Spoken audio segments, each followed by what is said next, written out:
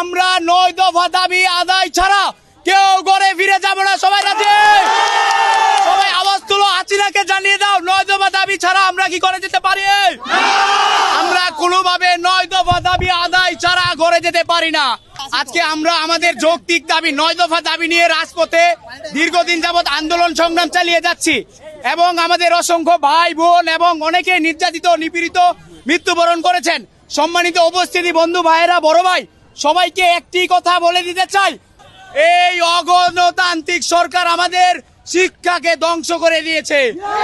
আমাদের শিক্ষার্থীদেরকে ওরা যে অবস্থায় নিপীড়িত নির্যাতিত করেছে পুলিশ বাহিনী দ্বারা, তাদের গুন্ডা বাহিনী, দলীয় কর্মী দ্বারা।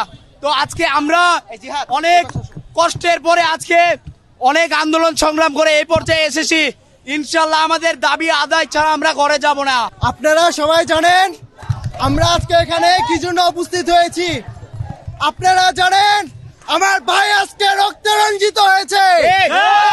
আমরা যে 9 দফা দিয়েছি, 9 দফার 1 দফা যদি না কমপ্লিট হয় আমরা এই রাজপথ ছেড়ে যাব না।